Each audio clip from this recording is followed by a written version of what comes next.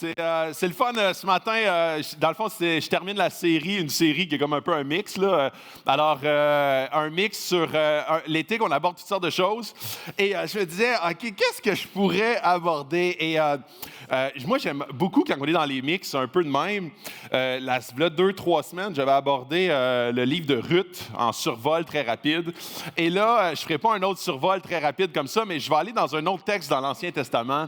Et je me suis dit, parce que je trouve que ce texte-là aborde des choses, pour moi, qui a été très dans les 2 dernières années, où est-ce que j'ai vécu les mêmes éléments. Et je suis convaincu que plusieurs d'entre vous ont vécu les mêmes types d'éléments qu'on retrouve dans ce texte-là. Et c'est un texte qui, je crois, va nous parler en tant qu'Église aussi, en tant que collectivité, en tant que tous ensemble. Et je veux que ce texte-là puisse être, ce matin, un texte un peu qui fédère autour, parce que souvent, on vit des choses difficiles, on vit des choses qui sont challengeantes, chacun dans notre coin. On a l'impression qu'on est les seuls à le vivre. Et là, on vient à l'Église, puis on va pas ouvrir, on va pas se vider les tripes là, devant tout le monde parce que, tu sais, bonjour, bon matin, bonne semaine à tous. Puis là, il n'y a pas beaucoup de monde qui savent vraiment ce qui se passe dans nos cœurs. Et souvent, on peut même vivre des choses extrêmement difficiles, familialement, relationnellement, au travail, et sans avoir l'impression que personne ne nous comprend, surtout pas à l'Église, où est-ce que tout le monde a l'air heureux sur une espèce de kumbaya trip. Puis là, on retourne à la maison, puis, tu sais, quand on dirait qu'on n'est pas à l'aise d'éprouver des sentiments négatifs, des sentiments de tristesse, des sentiments de dépression. Et je ne parlerai pas de dépression comme telle, mais je vais parler surtout des challenges qu'on peut rencontrer dans la vie chrétienne. Ceci dit, je vais me plonger tout de suite, je vais vous tracer un peu le contexte. Et c'est un contexte qui, puis, tu sais, faut voir le contexte parce que sinon, on va passer à côté de ce que ce texte va nous dire. Et je vais vraiment aller dans le texte. Donc, je ne prendrai pas un verset, je vais en prendre comme plusieurs. Et là, on va comprendre à quel point ce texte-là est puissant pour aujourd'hui et nous donne des éléments sur le caractère de Dieu. Et c'est ce qui est le plus important d'en retirer. Alors, c'est l'histoire d'Élie. Élie, c'est un personnage que j'aime tellement. Tu sais, c'est un gars qui, tu sais, là, il prie, la pluie s'arrête pendant 3 ans et demi. Il reprie, la pluie recommence à tomber. Tu sais, je sais là, que ce matin, là, pendant la fin de semaine du travail, si tu es à l'église, c'est parce que tu n'aimes pas le camping. Puis en plus, il pleut. Fait que moi, j'aurais aimé ça avoir ce don-là ou un Élie dans ma poche qui prie à Dieu, pas de pluie à chaque fois qu'on a des week-ends. Puis de nuit, tu peux pleuvoir un peu. Alors, Élie, c'est un homme de Dieu, c'est un prophète, c'est un homme de foi. Et là, il vient de passer à travers un événement extraordinaire, tu sais, sur la montagne, le mont Carmel, où est-ce que... il y a tous les prophètes de Baal, puis là, il y a comme une espèce de concours. Puis le Mont Carmel, c'est comme un peu le Centre Bell. Tu sais, c'est un endroit connu, c'est un endroit là, où est-ce qu'ils se rassemblaient très souvent pour faire des sacrifices. Et là, Élie invite tous ces gens-là, tous les prophètes de Baal. Eux autres, ils font un autel, le feu ne descend jamais, parce que c'était ça le concours, c'était que le feu descende du ciel pour brûler les autels de Baal, ou le sacrifice sur les autels de Baal, et c'est jamais arrivé. Et là, Élie, quand il prie à Dieu, le feu descend, etc., etc. C'est cette histoire-là, d'accord? Alors, je vais lire le texte et ensuite de ça, on se lance. Et vous allez voir, il y a beaucoup de parallèles. Fait que je ne ferai pas plus d'introduction que ça. Je vais vous donner beaucoup d'éléments de contexte tout au long, un peu comme j'ai fait il y a quelques semaines. Alors, on commence dès le départ. On commence à l'écran. Alors, on a ici. Alors, on tombe dans 1 Roi 18. Alors, Puis là, juste quelques éléments encore. Akab, c'est le pire des rois, OK? Il y a eu plusieurs mauvais rois dans toute l'histoire d'Israël, puis c'est une période sombre. Akab, c'est le pire des pires. Il est celui qui est le plus refroidi vis-à-vis de Dieu. Il a même sa femme Jézabel. On dirait qu'un nom comme ça, c'est sûr et certain que ça vire mal. Alors, Jézabel, on dirait que c'est violent hein, comme nom. Puis Jézabel a fait tuer tous les prophètes de Dieu. Et puis ceux qui sont encore vivants, c'est parce qu'elle ne les a pas trouvés. Alors, elle est très cruelle, elle haït au plus haut point Dieu. Okay? Ça lui donne vraiment là, En tout cas, elle n'aime pas ça. Alors, et ça, c'est le roi et la reine. Alors, ça, c'est le contexte dans lequel Élie est à ce temps-là. Alors, on arrive...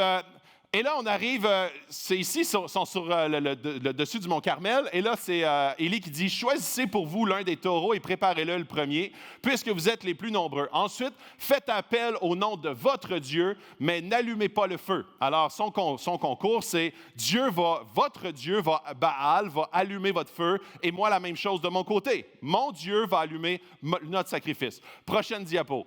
Alors, un peu... Il ne faut pas que je tombe. Ils prirent le taureau qu'on leur donna et le préparèrent. Puis ils firent appel au nom de Baal depuis le matin jusqu'à midi en disant, Baal, réponds-nous. Mais il n'y eut ni voix, ni réponse, même s'ils sautaient devant l'autel qu'il avait érigé. À midi, Élie se moqua d'eux et dit, criez à haute voix. Prochaine. Et alors, j'ai toujours la misère avec les premiers mots, là, mais qu'il est Dieu et qu'il doit être en train de penser à quelque chose. C'était Élie qui se moquait un peu d'eux. Ou bien il est occupé ou encore en voyage. Peut-être même qu'il dort et qu'il va se réveiller. Ils crièrent à haute voix et conformément à leur coutume, ils se firent des incisions avec des épées, avec des lances, jusqu'à ce que le sang coule sur eux.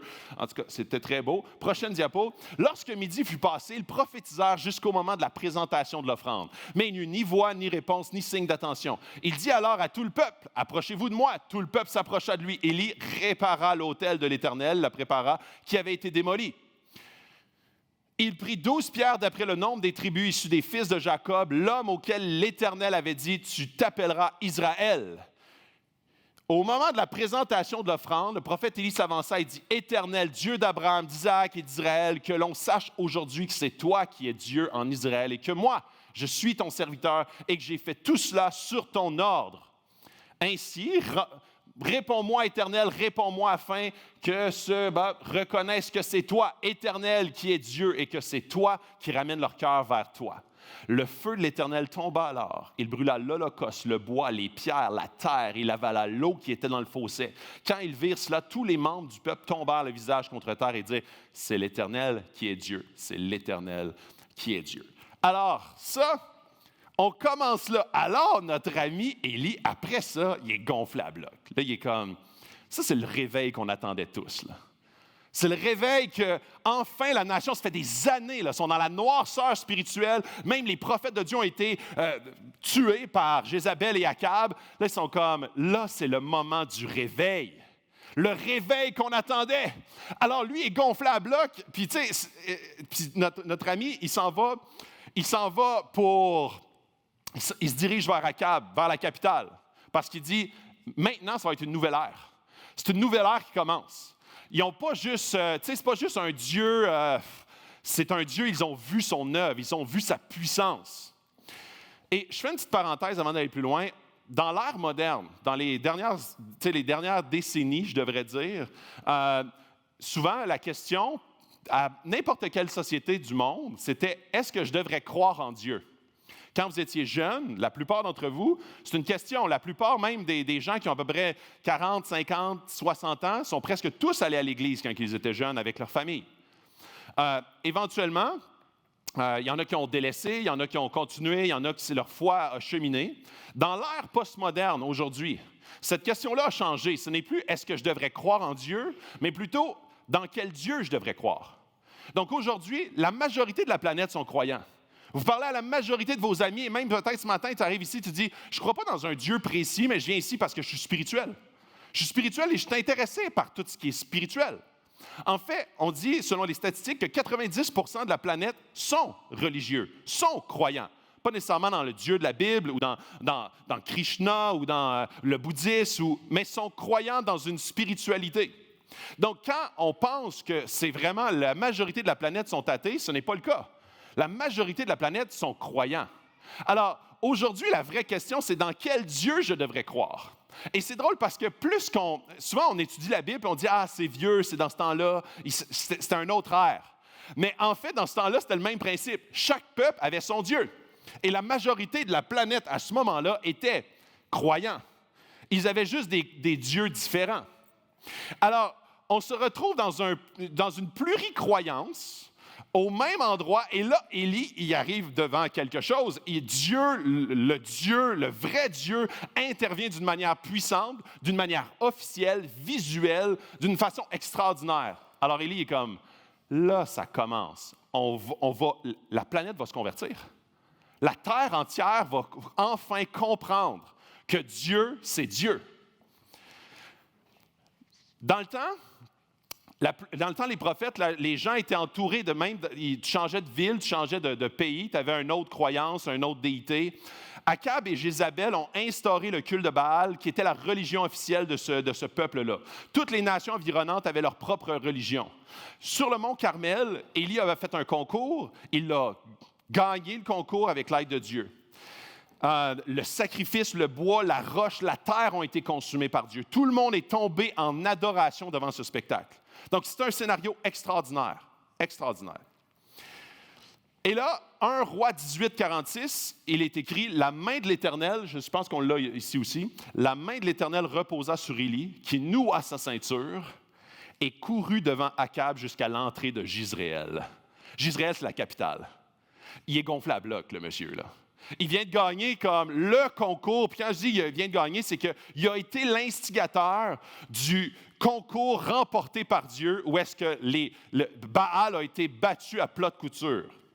Alors, il noue sa ceinture et il s'en va vers Jizréel. Et pourquoi ça ne fait pas de sens? C'est parce que Élie, c'est comme la figure marquante des prophètes de Dieu. Alors, si Jézabel avait eu l'occasion de mettre la main au cou d'Élie, elle l'aurait fait des centaines de fois. Il était un homme connu, sa figure était, même s'il n'y avait pas des médias, là, sa figure était reconnue. Alors lui, il s'en va dans la capitale de Jézabel et de Akab, parce qu'il sait très bien là, que c'est terminé. Enfin, un prophète de Dieu va être reconnu et en fait, Dieu va devenir, la religion de Dieu, en fait, la croyance de Dieu, le seul vrai Dieu va être enfin reconnu. Le monde va se convertir, il va y avoir une repentance de tout le pays, ça va être extraordinaire. Alors il s'approche. 1 Roi 19, chapitre 2, versets 2 et 3. Jézabel, comme il commence sa route, là, il s'en va vers Jizréel. Elle n'attend pas ça, là. Elle entend parler de ce qui s'est passé. Jézabel envoyant alors un messager à Élie pour lui dire « Que les dieux me traitent avec la plus grande sévérité si demain, à la même heure, je ne te fais pas ce que tu leur as fait aux prophètes, parce qu'ils sont tous morts. » Voyant cela, Élie se leva et partit pour sauver sa vie. Il arriva à Beersheba, une ville qui appartient à Juda, et il y laissa son serviteur.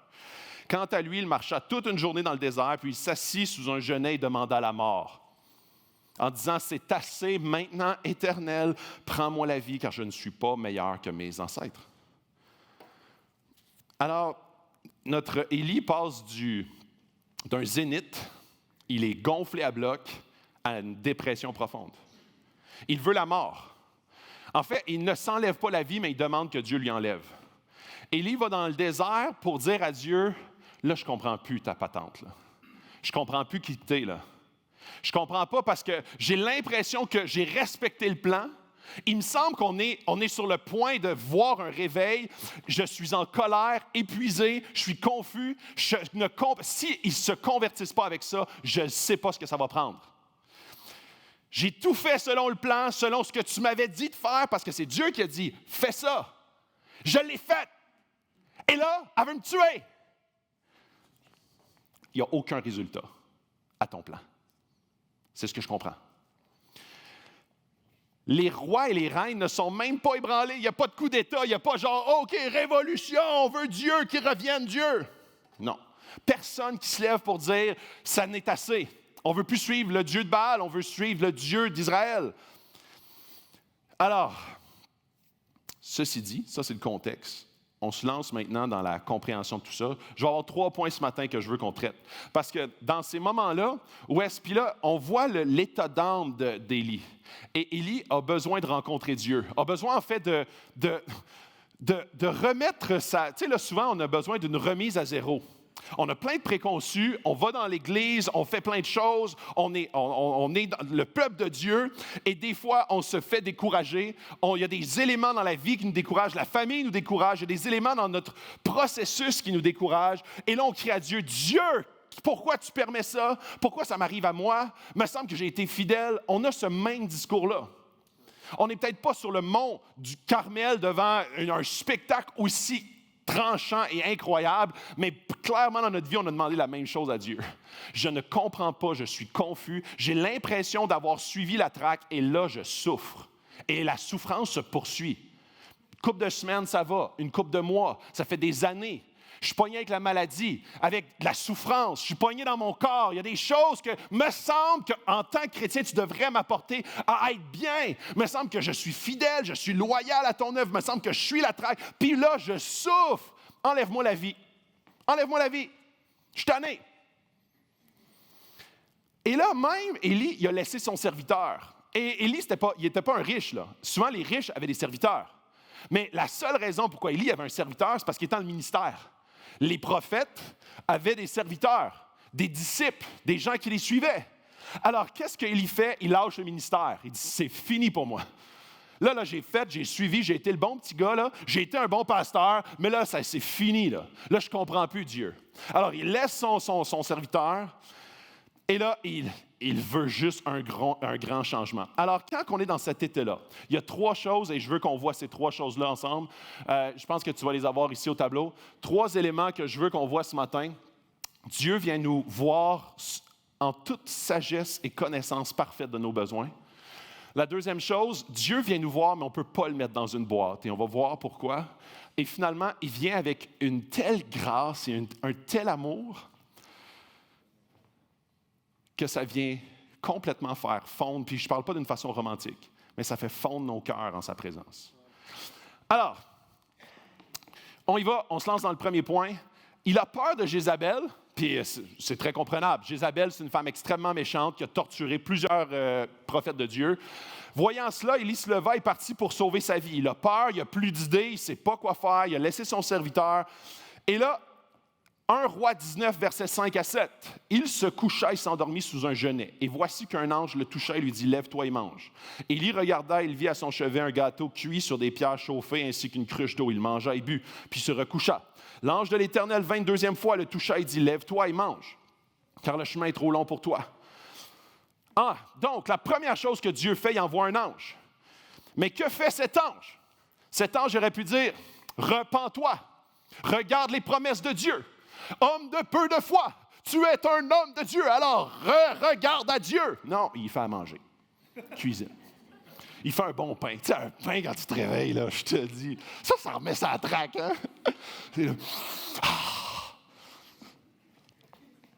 Et il le touche. Je vais en parler tantôt. La tristesse, la dépression, une passe difficile n'est pas nécessairement un problème spirituel. Tu as besoin, souvent, dans l'Église particulièrement, tu as besoin de prier, tu as besoin de te mettre à genoux, tu as besoin de te mettre en selle avec Dieu, tu as besoin de te remettre sur la traque, tu as besoin de mettre ta vie en règle, d'avoir un péché quelque part de caché. L'ange aurait pu demander, as-tu repoussé l'ennemi, as-tu loué le Seigneur, as-tu mis ta vie en règle, as-tu confessé tes péchés, as-tu plaidé le sang de Jésus, as-tu plaidé les promesses? Non, il a fait à manger. Élie a une nature physique, comme chacun d'entre nous ici, et Dieu le sait. Dieu vient vers Élie en toute connaissance et en parfaite connaissance de l'être humain. Il sait qu'il a une nature physique et pas seulement émotionnelle, spirituelle. Il sait qu'il vit dans un monde physique et parfois on n'a pas besoin de prière, on a besoin de manger et se reposer. Parfois on n'a pas besoin de lecture biblique, pas besoin d'une preach. On a besoin de se reposer, on a besoin parfois de prendre des vacances. Parfois tu as besoin d'un bon repas, d'une bonne nuit de sommeil, tu as besoin d'éléments physiques. Dieu commence par là. Et c'est intéressant. Dieu commence par là. Parfois, on a besoin de toucher. On a besoin de quelqu'un qui vient à côté de nous et dit, viens, je vais te faire un beau, gros câlin. Un long câlin. Vraiment long. Et je vais te faire un pain. Et wow! Moi, je trouve que l'ange, il commence bien, en tout cas. On a des besoins, oui, on a des besoins relationnels, on a des besoins émotionnels, spirituels, mais en premier, on a besoin d'être touché et d'être rassasié dans nos besoins physiques. On a aussi une nature créative qui apporte que parfois, on a besoin de musique, parfois, on a besoin d'un bon livre de fiction. Des fois, on a besoin de changer les idées. Dieu nous a créés ainsi. Donc, il ne fait pas comme non. Lis un livre, les 5 étapes, comment sortir de la dépression.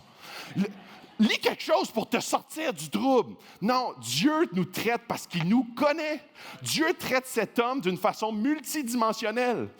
Il cuisine, puis il dit « dors ». Il cuisine, puis il dit « dors ».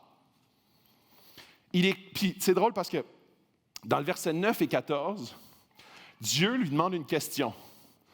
Et je pense que c'est celui d'après. Dans le verset 9 et 14, Dieu lui demande à Élie, « Que fais-tu ici, Élie? » Et ça, je trouve ça vraiment intéressant parce que Dieu ne demande jamais une question parce qu'il ne connaît pas la réponse.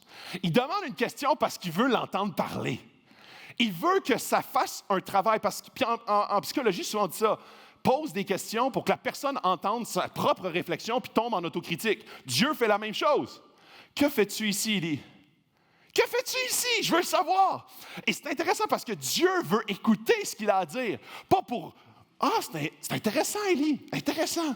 Je vais prendre ça en note. » Non, il veut qu'Élie s'entende parler. Il veut qu'Élie reconnaisse qu'est-ce qui se passe. Dieu ne demande pas la question pour savoir la réponse. Il veut qu'Élie réponde pour que lui entende sa réponse. C'est la nature psychologique. Mon plan était parfait. C'est quoi le problème avec Dieu? Il veut qu'il l'entende de dire ça. Écoutez bien ça. Dans 1 Roi 19, le verset 8 à 10. Dans le verset, juste avant qu'on arrive là. Dans le verset 4, Élie est comme déstabilisé. Il dit, c'en est trop, je veux mourir. Maintenant, Éternel, prends-moi la vie, car je ne vaux pas mieux que mes ancêtres. Il dit ça dans le verset 4. Dans le verset 8, il se leva à manger et but, puis avec la force qui lui donna cette nourriture, il marcha 40 jours et 40 nuits jusqu'à la montagne de Dieu, jusqu'à Horeb. Là, il entra dans la grotte et il passa la nuit. Or, la parole de l'Éternel lui fait adresser, « Que fais-tu ici, Élie? » Il répondit, « J'ai déployé tout mon zèle pour l'Éternel, le Dieu de l'univers. En effet, les Israélites ont abandonné ton alliance. Ils ont démoli tes autels, ils ont tué les prophètes par l'épée. Je suis resté moi seul et ils cherchent à m'enlever la vie. » Je fais une parenthèse ici, super importante. Ce que Élie répond à Dieu, c'est exactement la cause de sa tristesse profonde. Il tombe dans l'apitoiement, dévasté par sa déception de qui il est par rapport à ses ancêtres. Il dit, moi là, je pensais bien m'inscrire dans la grande lignée de prophètes derrière moi. Je pensais être le king des kings. Je suis pas mieux qu'eux autres. Il voulait instaurer sa valeur basée sur l'arrière, les ancêtres, ma famille. Mon père était grand, je veux être grand comme lui. Souvent, notre culture familiale nous apporte à être soit « Wow, le seul qui a réussi » ou une déception monumentale. Notre perception de notre valeur provient de c'est quoi la perception de mes amis, de ma famille vis-à-vis de ce que j'ai fait ou ce que j'ai pas fait. Notre vision de nous-mêmes est affectée par nos attentes et notre vision de nous-mêmes. Je croyais que mon zèle allait faire venir les résultats. Il dit, j'ai été zélé pour toi, Dieu. J'ai fait, tu sais là, je n'ai donné plus que les autres. Je croyais que mon zèle allait me démarquer de mes ancêtres, mes collègues, mes amis. Je suis le seul, il a dit tantôt, je suis le seul qui reste dans le bateau. L'apitoiement met le focus et en surbrillance les éléments négatifs, camoufle la vérité, établit le mensonge du fatalisme et du négativisme.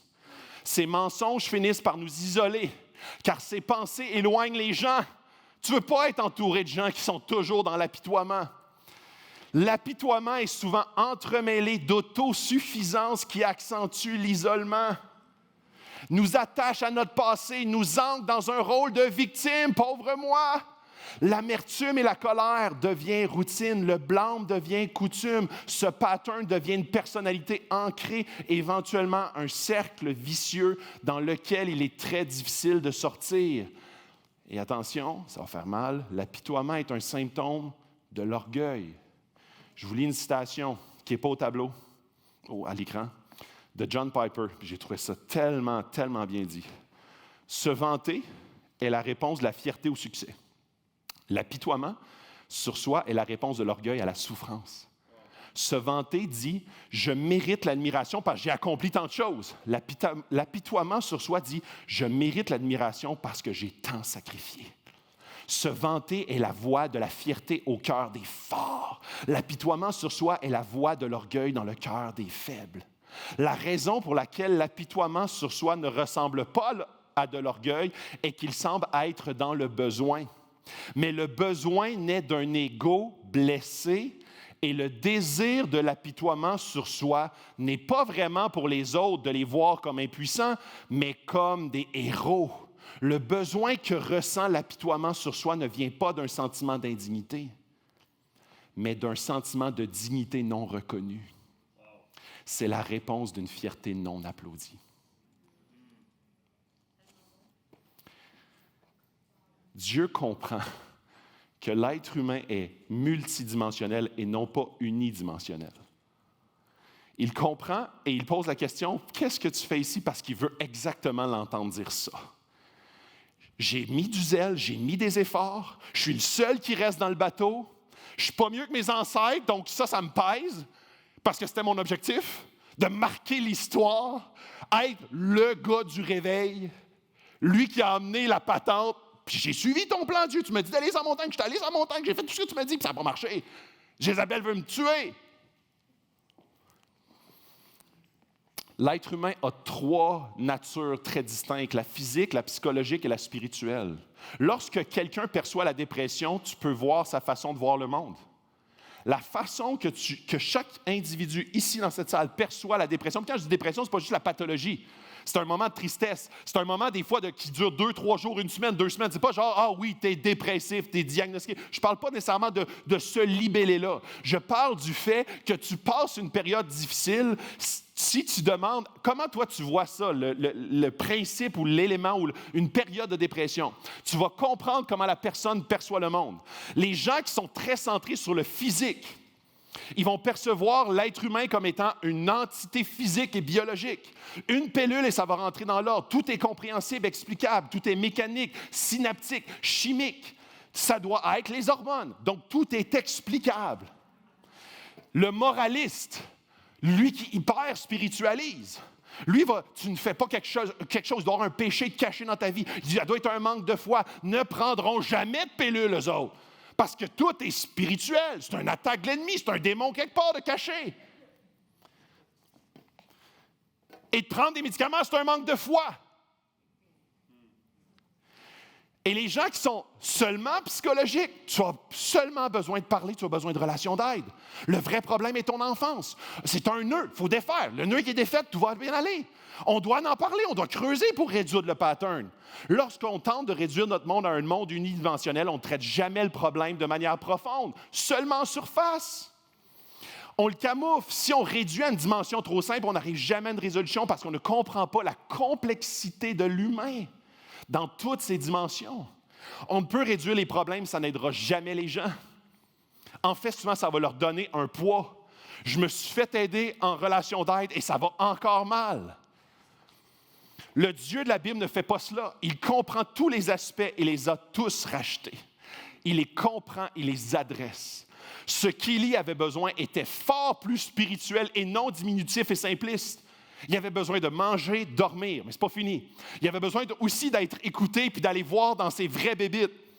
Ce que tu avais mis en surbrillance, mon cher Élie, c'est le fait, tu pensais que ton œuvre, ton zèle, le fait que tu obéis à Dieu allait remplir le programme que tu t'avais fixé, mon Élie, et de te démarquer de tes ancêtres. Il avait besoin d'écoute, de manger et dormir pour ensuite passer 40 jours dans le désert. Hein, vous l'avez vu? Il a passé 40 jours et 40 nuits. Ça a dû réfléchir son affaire avant d'arriver à la montagne de Dieu, Horeb. Et là, j'arrive à mon deuxième point. Dieu vient dans la multiplicité et non dans une boîte. Horeb. Horeb qui est un autre mot pour dire Sinaï. Sinaï qui est la montagne de Dieu. Où est-ce que quelques années auparavant, Moïse avait rencontré Dieu dans le buisson ardent. Le mont Sinaï, il se passe pas mal d'affaires à ce place-là. Il va dans une cave, une grotte. Et en anglais, on dit un cliff. Dans le langage original, c'est comme une fente, une craque dans le rocher. Et c'est drôle parce que les commentateurs disent que c'est fort possiblement le même endroit que Moïse parce qu'on utilise le même mot, qui est un mot atypique, c'est une craque dans un rocher. Je veux voir ta gloire. Moïse avait dit ça, je veux voir ta face, je veux voir ta gloire. À quoi tu ressembles? Parce que je suis confus. Élie dit la même chose, je suis confus, je veux te voir. Dieu répond, va dans le creux du rocher et je vais passer. Prêt, va dans la fente et je passerai. 1 Roi 19, verset 10, 11. L'Éternel dit, sors et tiens-toi sur la montagne devant l'Éternel. Et l'Éternel va passer. Devant l'Éternel, il y a eu un vent fort et violent qui déchirait les montagnes et brisait les rochers. L'Éternel n'était pas dans le vent. Après le vent, il y eut un tremblement de terre. L'Éternel n'était pas dans le tremblement de terre. C'est drôle, puis je vais continuer après. Dieu se montre de plusieurs manières. Et ici, ça ne veut pas dire Dieu n'est jamais là-dedans. Et même, en fait, c'est pas genre un hasard là, ça se met à shaker, puis il y a un vent, puis il y a un ouragan de là. Dieu produit ça. Fait que qu'est-ce qu'on veut dire quand on dit Dieu n'est pas là-dedans? Dieu n'était pas de là. Dieu n'était pas dedans. En fait, ce qu'on veut dire par Dieu n'était pas dedans, Dieu a provoqué le tremblement. Dieu a provoqué le feu. Dieu a provoqué l'ouragan qui a déchiré les rochers. Mais son message pour Élie n'était pas dedans. Et pourtant, en fait, la première façon que Dieu s'adresse à Élie, c'est par un ange. Un ange qui vient, c'est de la part de Dieu. Le vent fort, Dieu s'est déjà révélé ainsi dans le livre de Job. Dieu est un vent fort. Dans le livre des apôtres, dans les actes, donnez-moi, les actes des apôtres, il y a un vent fort à la Pentecôte. Ensuite, le tremblement de terre, quand Dieu est apparu sur le mont Sinaï, au peuple d'Israël, c'est un tremblement de terre. Moïse, le buisson ardent, c'est quoi?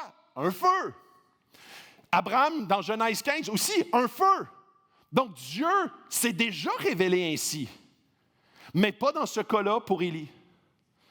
Dieu n'est pas dans ces choses, mais le message ici, c'est que Dieu n'est jamais un feu ou un tremblement de terre, il n'est jamais un vent. Ce n'est pas ça le message. Le message, c'est que des fois, Dieu est un tremblement de terre, des fois, Dieu est un feu, des fois, Dieu est un ouragan. Ça vient de Dieu, mais il n'est pas dans ces choses-là. La petite voix, le murmure. Et c'est drôle parce que, dans le verset qu'on va voir, Dieu est dans le murmure. Dieu est dans le doux murmure pour Élie. Et c'est drôle parce que Élie, il y a un problème. Il a mis Dieu dans une boîte. Et comment est-ce qu'il a fait ça? Il a fait ça de différentes manières. Il a fait ça en calculant dans sa tête, je suis zélé pour mon Dieu et mon plan était vraiment, vraiment super. Il était trop optimiste. Dieu n'a pas laissé tomber Élie, mais son propre plan d'Élie l'a laissé tomber. Et il était frustré de cela. Il a identifié les deux comme étant la même chose. Il a confondu son propre plan comme étant le plan de Dieu. Ceux qui étaient là quand j'ai parlé de Ruth, vous vous en souvenez, quand tu as Josué qui dit, « Toi, il y avait un ange qui était là, « T'es-tu pour moi ou pour mes ennemis? » Puis là, l'ange il dit, « Non! Je suis pas pour toi, je suis pas pour tes ennemis, je suis Dieu! Toi, tu vas être pour moi! » C'est le même principe ici, identique. C'est pas le plan d'Élie, c'est le plan de Dieu. Puis il en a fait son plan. Il a dit, j'ai été zélé, j'ai suivi ton ordre, et ça ne marche pas comme je pensais que le résultat allait donner. Mais les voies de Dieu sont impénétrables. Dieu savait exactement qu'Akab et Jézabel n'allaient pas. Oh, wow, Dieu, merveilleux. Dieu lui a demandé de passer à l'action. Dieu s'occupe du reste. Il ne te demande pas d'être responsable des résultats, mais de l'obéissance. Et là, il dit, notre pauvre Élie dit, je suis le dernier qui reste dans le bateau. Il est trop pessimiste. Il a mis Dieu dans une boîte trop optimiste par rapport à son plan et trop pessimiste par rapport au plan de Dieu. Et c'est drôle parce que dans le dernier verset ou l'avant-dernier du chapitre 18, Dieu dit, j'ai laissé 7000 hommes qui ont la foi en moi. Dieu fera... Et c'est intéressant parce qu'on voit qu'il n'est pas le seul qui reste chrétien. Et des fois, on a cette tendance à penser, quand ça va mal, que tout va mal. On a l'impression, puis tu sais, même la pandémie. Avant, on était au Granada, on était 400-500 dans l'église. On avait l'impression que, wow, ça allait bien. Puis là, on se retrouve ici, on est à peu près la moitié. On est comme, ça va pas bien, ça va pas selon notre plan. Dieu, tu nous as laissé tomber. Non. Ce que Dieu nous demande, c'est pas de contrôler les résultats, mais l'obéissance. Dieu ne nous demande pas de dire, OK, Dieu, je suis zélé pour toi, je me pointe, je bénévole, je suis là, je déménage du monde le 30-31, le premier en tout cas. Dieu, là, tu devrais répondre aux attentes et amener des résultats. Dieu, il est responsable des cœurs. Il est responsable des âmes. Tout ce qu'il demande à son peuple, c'est de lui obéir. Voici le plan. Dieu fera cela lorsque je ferai parfaitement ce plan. Ça, c'est ce que Élie pensait. Ça doit arriver.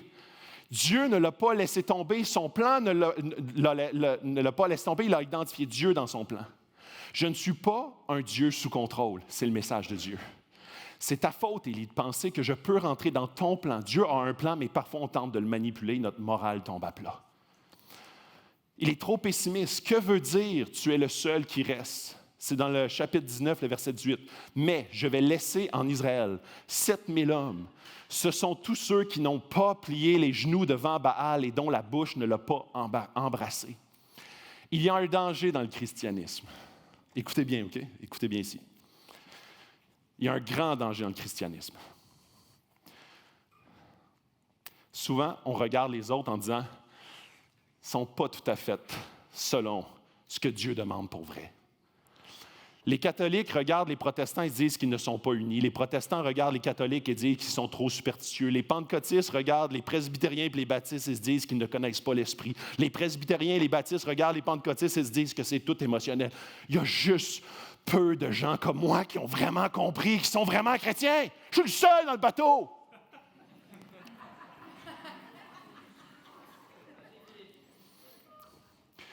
On ne voit pas comment Dieu travaille et touche de toutes sortes de manières parce qu'on a placé Dieu dans une boîte très, très petite que je comprends. Je comprends les coins et tout, là, puis Dieu est là-dedans. Puis quand il y a quelque chose que je ne comprends pas à l'extérieur de ça, là, oh non, c'est pas chrétien. Et là, on dit, je suis le seul dans le bateau, je suis le seul à Sherbrooke vraiment chrétien. Je suis le seul qui reste. Ah, peut-être à la limite, il y en a 150 ici à matin, aussi un peu, là, mais sinon, là, on pense que notre plan, c'est le plan, de plan. On pense que Dieu parle toujours de la même manière, à travers les mêmes outils, les mêmes façons, les mêmes messages. On limite notre vision de Dieu. Parfois, on se dit, ils font des erreurs de théologie et Dieu ne peut rien faire tant qu'ils ne comprennent pas la vraie théo, la vraie, la mienne, hein? Vous êtes d'accord? Je deviens victime de mon étroitesse d'esprit, de pensée. Et c'est tellement intéressant parce que Azaël, dans le texte, on n'a aucun symptôme que Azaël, je ne l'ai jamais parlé, là, mais dans le même texte, dans le chapitre 19, Azaël, il n'est jamais devenu chrétien. Mais Dieu s'en sert tout le long de son histoire. Tout le long. N'est pas un croyant, il ne l'est jamais devenu, mais Dieu l'a utilisé de toutes sortes de manières durant toute son histoire. Élisabeth Elliott, ça, il y a une citation au tableau là-dessus. Dieu est Dieu. S'il est Dieu, il est digne de mon adoration et mon service. Je trouverai le repos nulle part ailleurs que dans sa volonté, et sa volonté est infiniment, inconditionnellement et indiciblement au-delà de ma plus grande compréhension des notions de qui il est. Dieu est le Dieu de l'histoire humaine et il est à l'œuvre en continu de façon mystérieuse et à accomplir ses desseins éternels en nous, à travers nous, pour nous et malgré nous. Tremblement de terre, feu, ange, écoute, murmure, cuisiner, ouragan, wow, Dieu est tellement divers et vient de tellement de manières différentes parce qu'il sait que chacun d'entre nous sont très, très différents et notre besoin est très, très différent. Dieu est en train d'enseigner l'Évangile à Élie. C'est quoi l'Évangile? Tu es plus pécheur que tu ne croiras jamais et tu es plus aimé et accepté en Christ que tu ne pourras jamais espérer. Ça, c'est l'Évangile. La vision d'Élie du péché était trop étroite et sa vision de la grâce était trop étroite aussi. La religion nous pousse à penser et à concevoir que l'on peut être assez bon pour Dieu, ce qui diminue la vision de la sainteté de Dieu et notre besoin de son œuvre surnaturelle et sa vision du péché et de la grâce de Dieu. Élie ne regardait pas à la multiplicité de Dieu. Il essayait de le mettre dans une boîte que lui comprenait. Étape 1, 2, 3 pour un réveil en Israël. J'ai fait l'étape 1, 2, 3. Il reste ta job du réveil en Israël. Problème, je ne te comprends plus, je suis confus, je suis désespéré, enlève-moi la vie. Je mets souvent moi-même Dieu dans une boîte. Si je le convainc, j'ai tellement pensé ça souvent, j'évangélisais quelqu'un, puis j'étais comme, si je le convainc des bons arguments, il va se convertir. Si je prêche des bons messages, les gens croiront. Si on a le Granada, ça j'ai pensé ça dans les 2 dernières années, avec des bons systèmes et processus, avec le bon staff en place, l'Église sera la clé pour un réveil à Sherbrooke. Si on avait assez de budget, de staff, de musiciens, ça marcherait. On regarde plus au programme qu'à Dieu et ça devient dangereux. Je regarde à ce que je contrôle mon programme pour un réveil. Donc, mon zèle, mon programme, un réveil. Alors, le réveil, tu peux t'en occuper. Moi, j'ai fait ma job. Je suis zélé. Puis là, plus ça avance, plus que je suis le seul dans le bateau. Ah, là, je commence à être dépressé, là. On se retrouve à un même endroit. Le réveil, souvent, on ne désire pas un réveil parce que ça changerait nos habitudes. On désire que notre programme fonctionne, mais en montant à la manière que je l'apporte. Un réveil cause souvent un changement de programme. La patience, un changement de leader, une église de prière, de louange, d'attente envers Dieu, une église qui n'est pas centrée sur le pasteur, mais centrée sur un Dieu puissant et un peuple en mission. Un réveil se produit lorsque la repentance devient notre nouvelle habitude, que les gens viennent à Dieu non pas pour un programme, mais par les gens en mission partout dans la ville et un œuvre du Saint-Esprit dans leur cœur. M'as-tu mourir ici à matin? La foi renaît et ils croient maintenant que Dieu peut tout faire. Rien d'exclu, rien d'impensable. Ils sont libres dans leurs dons, leur amour, leur service et surtout dans leurs pensées.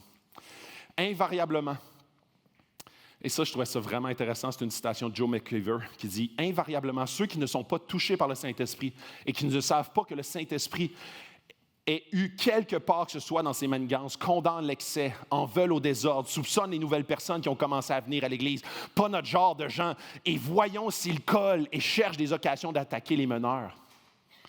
Aussitôt que ça sort de notre boîte, on devient mal à l'aise. Je ne peux plus comprendre ce qui se passe. Je ne peux plus comprendre. On avait des habitudes, des façons de faire, puis là, ça sort de ça. Puis il y a des affaires que je ne comprends pas. Il y a des gens qui disent, ça, c'est l'esprit. Puis là, ça devient trop émotionnel. Puis moi, je suis plus baptiste. Puis moi, je suis plus émotionnel. Fait que moi, je ne comprends pas les baptistes. Puis là, ça ne marche pas, la ville, hein? Ça nous rend très mal à l'aise parce qu'on ne comprend plus la suite. On veut mettre Dieu dans une boîte, dans un élément, étape 1, 2, 3 pour un bon chrétien, un bon disciple. C'est comme ça que ça marche. Voici, c'est simple. Non, c'est pas simple parce que l'être humain est complexe et Dieu nous a créés ainsi. Moïse va à cet endroit et demande à Dieu, montre-moi ta face. Et il voit le feu dans le bush ardent. Élie va au même endroit et demande la même chose à Dieu. Il reçoit un murmure. Dieu ne nous parle pas des mêmes façons. Dieu ne nous parle pas des mêmes façons. Marie, plusieurs années plus tard, va à Jésus et dit, « Si tu serais là, mon frère Lazare ne serait pas mort. » Et qu'est-ce qu'elle reçoit? Des larmes. Parce que Lazare est mort.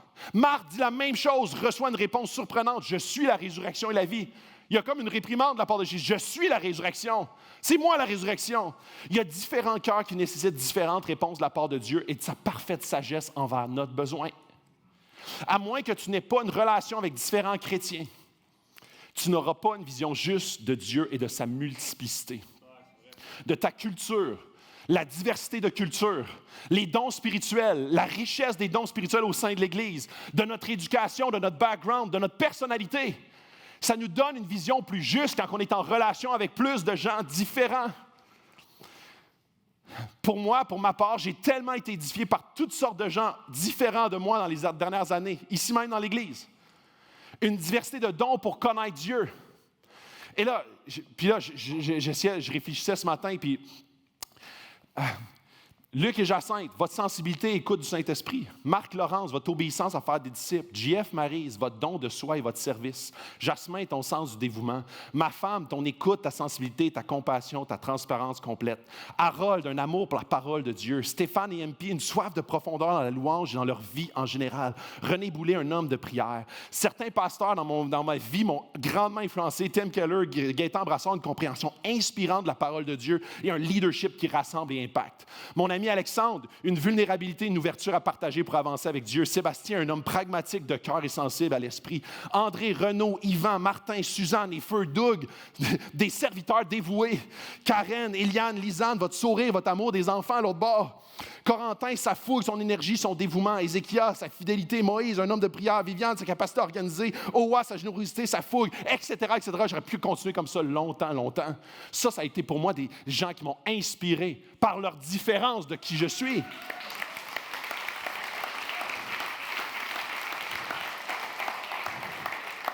Et mon but, ce n'était pas de mettre ces gens-là sur le spot, mais de montrer à quel point la multiplicité est importante au cœur d'une Église. Est primordiale au cœur d'une Église. Verset 11, l'Éternel dit, « Sors et tiens-toi sur la montagne devant l'Éternel. » Je vais inviter l'équipe de louange, je vais terminer là-dessus. Et voici que l'Éternel passa. Devant lui soufflait un vent si violent qu'il fendait les montagnes et fracassait les rochers. Mais l'Éternel n'était pas dans l'ouragan. Après l'ouragan, il y eut un tremblement de terre, mais l'Éternel n'était pas dans ce tremblement de terre. Après cela, il y eut un feu. L'Éternel n'était pas dans ce feu. Enfin, après le feu, ce fut un bruissement doux et léger. Dès qu'Élie l'entendit, il se couvrit le visage d'un pan de son manteau et sortit se placer à l'entrée de la grotte. Et voici que quelqu'un s'adressa à lui. « Que fais-tu, Élie, ici? » Dieu essaye de dire un principe important. Je peux faire plein de choses extraordinaires, mais Dieu se trouve au verset 13. « Sors et tiens-toi sur la montagne devant l'Éternel. Ne regarde pas au spectaculaire. L'ouragan, le feu, tu t'attendais que je sois là-dedans. Tu t'attendais qu'il y ait un réveil par le spectaculaire, par quelque chose d'évident. Mais je ne suis pas là, je suis dans le murmure, doux et léger. Le mont Carmel n'est pas la fin en soi. Tu pensais que tout se passerait là, sur le mont Carmel. Ça n'a pas pénétré le cœur d'eux comme toutes ces choses n'ont pas pénétré ton cœur. Ce qui change le cœur des gens n'est pas l'extraordinaire, mais le doux murmure de Dieu à nos cœurs, individuellement. La façon ultime que je viens vers les gens, ça, c'est Dieu qui parle. Ce qui change le cœur des gens, c'est ma voix, c'est ma parole, c'est mon esprit. La façon ultime que je viens vers les gens, c'est par ma parole. C'est par les mots que j'adresse à ton cœur. Ici, il y a 2 erreurs potentielles. Soit tu es un superstitieux, vous savez, être superstitieux. Superstitieux, ça veut dire croire dans des choses spéciales pour que ça ait un impact dans l'au-delà. Donc, on appelle ça de la surcroyance. Ou superstitieux, c'est d'être sous-croyant. Qu'est-ce que je veux dire par là? Les gens sceptiques vont dire qu'ils sont spirituels et connaissent Dieu large, d'une façon plus pure et saine, sans distorsion humaine, à travers la nature, à travers l'univers, à travers juste une spiritualité non influencée par les gens ou par des institutions ou par l'Église. Pourquoi est-ce que c'est superstitieux de croire ainsi? Regarde la nature et tu apprendras sur Dieu, tout simplement. Et c'est vrai d'une certaine façon, mais jamais d'une façon personnelle. J'ai un iPhone. Je pourrais étudier l'appareil. Je sais qu'il y a 3 petits ronds là en arrière. Il y a une pomme croquée. Il y a comme des belles interfaces. Mais là, mon but, si je dis, OK, je vais étudier cet appareil-là, puis je vais essayer de connaître Steve Jobs. Personnellement, ses goûts, tu sais, vraiment comme ses blessures d'enfance, ses éléments qui ont modelé sa vie. Impossible. Je pourrais regarder toutes les facettes de cet appareil-là sans y arriver.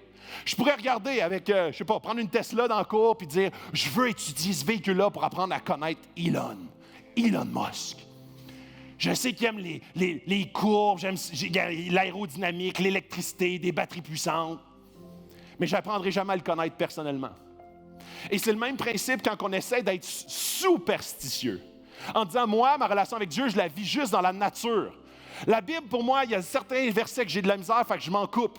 Les chrétiens, les églises, il y a des éléments que des fois, ça vient gricher, fait que je m'en coupe. Moi, c'est pur, c'est juste la nature. C'est l'appareil à sa plus simple expression, sans distorsion. J'apprends à connaître l'auteur, sans distorsion. Et c'est là qu'on se trompe. Parce que souvent, on apprend à connaître Dieu à travers la multiplicité, à travers sa voix, son esprit qui nous adresse, à travers sa parole qu'on étudie et que son esprit nous éclaire. On ne peut connaître Dieu d'une façon personnelle sans ces choses, en excluant ces choses. Je peux regarder toutes sortes d'éléments sans connaître l'auteur personnellement. Si tu veux une relation avec Steve Jobs ou Elon Musk, tu dois avoir une relation avec lui et au pire, lire sa biographie, parler à sa femme, ses enfants, des gens qui sont proches. Ou les gens superstitieux, surcroyants, comment c'est possible? Ben parce que c'est des gens qui veulent seulement de l'extraordinaire pour croire. Ils veulent des miracles, des guérisons. Si tu veux vraiment connaître Dieu, il y aura du surnaturel, absolument. Expérience mystique. Tu vas tomber à terre, puis il va se passer des affaires, puis on va sentir un gros grondement. Dieu dit non, je ne suis pas dans ces choses-là, je suis dans le doux murmure. Je ne dis pas que c'est impossible. Je ne dis pas que Dieu ne peut pas se révéler. Il s'est révélé sur le mont Carmel. Il a fait brûler tout ça. Grosse patente. Est-ce que les gens sont venus à Dieu? Non. Dieu dit, je te parle à toi parce que tu pensais que ton zèle, tu pensais que ton programme, j'allais me fondre dedans, mais non.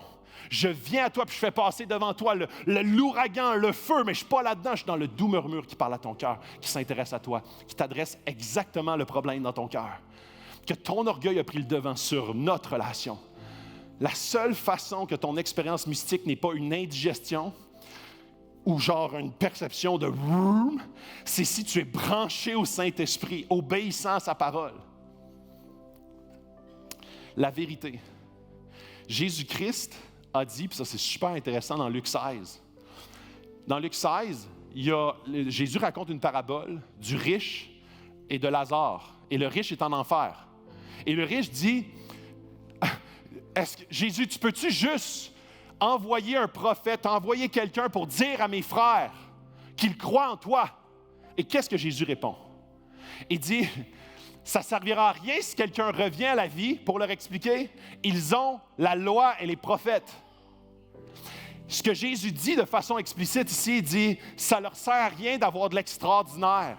Ils ont la parole de Dieu pour les conduire là. Ils ont ma voix, ils ont ma parole. Mon doux murmure est déjà là. S'ils le refusent, ils ne croiront pas plus. De la même façon que Akab et Jézabel ont vu le feu descendre du ciel, en tout cas, ils en ont été informés, ça n'a rien changé dans leur cœur. Que tu vois un miracle, que tu vois des miracles devant tes yeux, des fois, on a l'impression que c'est là que ça se passe, c'est un réveil. Mais ce que ça prend, c'est une révélation personnelle du Saint-Esprit à toi, de qui est Jésus, ce qu'il a fait à la croix pour toi.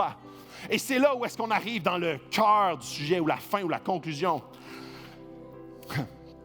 Dieu s'adresse avec une parole de grâce, c'est mon dernier point. Dieu a déversé. Dieu a déversé, et ça, on le voit dans le texte. On le voit dans le texte, je vais vous lire exactement où est-ce que ça se trouve. C'est dans le verset... C'est dans le verset 11. « Sors et tiens-toi sur la montagne devant l'Éternel. » Et là, Élie est en train de sortir de sa fente, et là, il y a un gros vent qui devant lui, soufflait un vent si violent qu'il fendait les montagnes et fracassait les rochers. Mais l'Éternel n'était pas dans l'ouragan. Et je trouve ça tellement intéressant, le parallèle ici. Dieu a déversé sur le rocher, déchiré les rochers sur le mont du Carmel pour que Moïse et Élie puissent voir Dieu. Jésus a subi la colère de Dieu pour que toi et moi ayons accès à Dieu. Jésus a subi le tremblement de terre. Dans Matthieu 27, le verset 51 est écrit « Et voici qu'au même instant, le rideau du temple se déchira en deux, de haut en bas. La terre trembla, les rochers se fendirent. » Jésus a subi la colère de Dieu pour qu'on n'ait pas à la subir. Lorsque Jésus est mort, il a hérité le vent pour que nous ayons accès au murmure du Père. Jean-Baptiste a dit à Jésus, ça ne marche pas. Parce que Jean-Baptiste, il s'attendait à avoir un Messie qui vient avec puissance, avec justement l'ouragan qui allait dissimer les Romains. Es-tu le Messie? Parce qu'il voulait voir l'ouragan de puissance dans le Messie, pas un Messie sans puissance humaine. Pourquoi je suis en prison, Jésus? C'était Jean-Baptiste qui demandait ça. Pourquoi je suis en prison?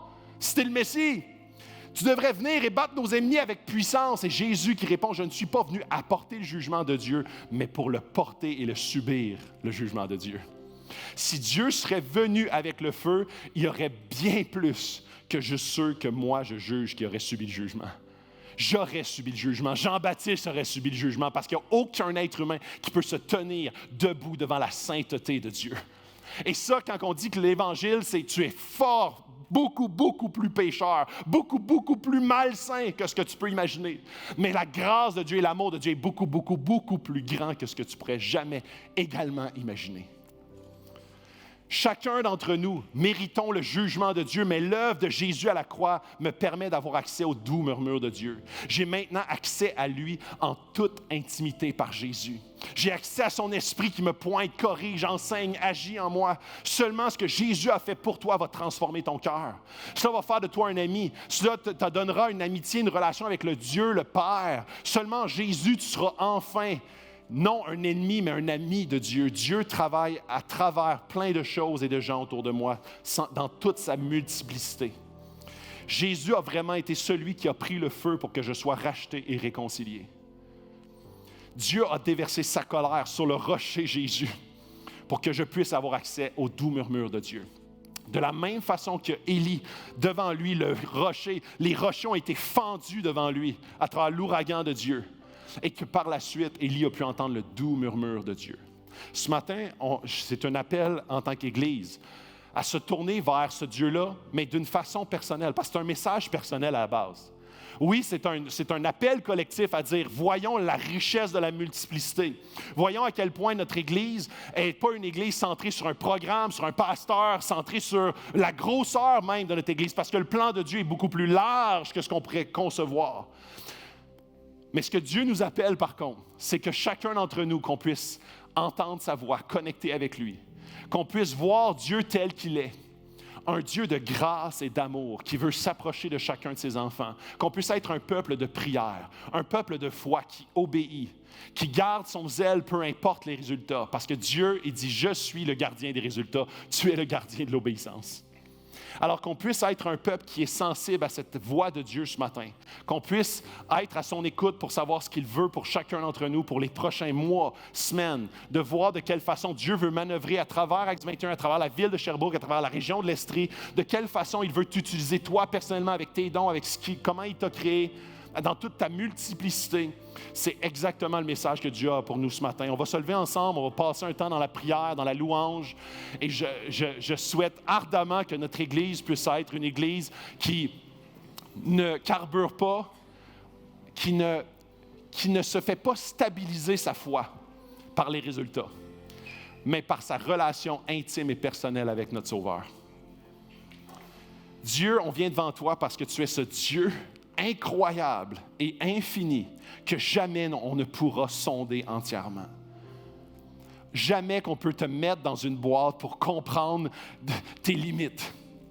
Dieu, on veut se repentir, te demander pardon parce que, en tant qu'Église, en tant que pasteur, très souvent, on a été déçus par le programme qui n'a pas été à la hauteur des résultats. Et on a été déçus, Seigneur, par ces dernières années qui ont décimé les résultats qu'on avait tendance à percevoir. Dieu, on veut se mettre à genoux devant toi et te dire on veut que notre foi ne soit pas basée sur ce que l'on voit, mais sur notre relation intime avec toi, sur le doux murmure qui nous parle à nos cœurs. Dieu, on veut reconnecter avec ton esprit. On veut reconnecter avec le Dieu de l'univers. On veut, Seigneur, s'approcher de toi avec nos 5 pains et 2 poissons et que tu les fasses fructifier. On veut, Seigneur, s'approcher de toi avec une foi qui a besoin d'être restaurée, guérie. Peut-être qu'il y a des gens dans la salle qui vivent des moments de dépression, de tristesse, de découragement. Seigneur, on te demande que tu puisses relever notre visage vers toi, qu'on puisse, Seigneur, que tu puisses ouvrir nos oreilles spirituelles pour qu'on entende ta voix.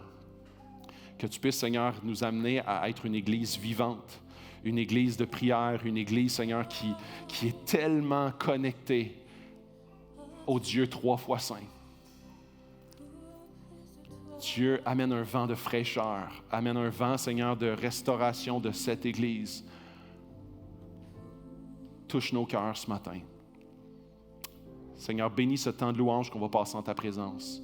Un temps, Seigneur, où est-ce qu'on veut te dire à quel point on t'aime, à quel point, Seigneur, tu es le roi, tu es notre Dieu, tu es notre Sauveur et Seigneur. Fais ce que tu veux de nos vies.